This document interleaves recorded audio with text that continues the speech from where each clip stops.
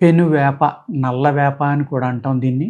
ఎవరికైతే ఈ menstrual cycle వచ్చినప్పుడు కడుపులో నొప్పి, పొత్తి కడుపులో నొప్పి ఉంటుందో దాన్ని భరించలేక చాలా ఇబ్బంది పడుతూ ఉంటారు. అది బాగా ముదిరిపోతే పిల్లలు పుట్టకుండా అవ్వటానికి కూడా అవకాశం ఉంది.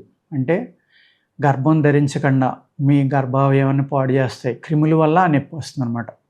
ఈ ఆకు తీసుకుని, ఆకుని జాగ్రత్తగా నూరుకుని, ఆకు నలగట్లేదండి, ఎంత నూరినా కూడా ముద్ద అవ్వట్లేదు అంటే కనుక మీరు చక్కగా ఒక కుక్కర్ తీసుకుని, ఆ కుక్కర్‌లో గిన్నెలో ఈ ఆకేసి కింద నీళ్లు పోసి కుక్కర్‌లో అన్నం ఎలా అయితే ఉడకబెడతారో అలాగా అన్నంలో నీళ్లు పోస్తాం. ఇది ఆకు డైరెక్ట్‌గా ఉడకబెట్టండి. ఆ ఆవిరి మీద చక్కగా ఉడుకుతుంది, మెత్తబడుతుంది. అప్పుడు దీన్ని ఏం చేస్తారంటే మీరు కలవంలో కానీ మిక్సీలో కానీ కొట్టుకుని బాగా మెత్తగా నూరుకోండి.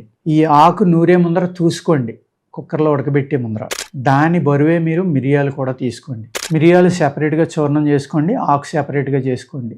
రెండు కలిపి మీరు దీన్ని పేస్ట్ లాగా చేసుకుని బాగా మెత్తటి పేస్ట్ లాగా ఎండబెట్టేసుకుని మాత్ర కట్టడానికి వచ్చినప్పుడు దాన్ని ఒక కుంకుడు గింజ అంత మాత్ర కట్టండి. కడితే అది ఎండిపోయేటోడికి ఒక చిన్న పల్లేరు గింజ అంత కానీ పెద్ద బఠానీ గింజ అంత కానీ అవుతుంది అనమాట.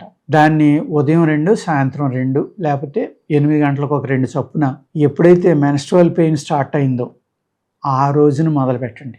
మొదలుపెట్టి 5 రోజులు వేసుకోండి. అలాగా కొన్ని బహిష్టులకి వేసుకోండి. కానీ ఇది వేసుకున్న నాళ్ళు మజ్జిగ అన్నం తప్ప ఇంకేం తినకూడదండి. ఉప్పు వేసుకోకూడదు, అది కూడా చప్పిడి మజ్జిగ అన్నం తినాలి. అదేవిధంగా దాహమైనా ఏం చేసినా మీకు ఆకలైనా మళ్ళీ మజ్జిగే తాగుతూ ఉండండి. దీనిని ఆ విధంగా వాడుకుంటే ఈ బహిష్టు నొప్పి మీ గర్భాశయంలో కానీ పొత్తికడుపులో లోపల అయితే మీరు సంతానం కలగడానికి ఉపయోగపడే అవయవాల్లో క్రిములు ఇటువంటివి ఉన్నాయనుకోండి, అన్నీ కూడా చనిపోయి చక్కగా సంతానం కలగడానికి, ముఖ్యంగా ఈ ముట్టుకుట్టు నొప్పి అంటాం, అంటే మెన్‌స్ట్రువల్ టైంలో వచ్చి పెయిన్ అనమాట, చాలా ఎక్కువ ఉంటుంది. దాన్ని తగ్గించడానికి ఒక అమృతంలాగా ఈ మందు పనిచేస్తుందండి.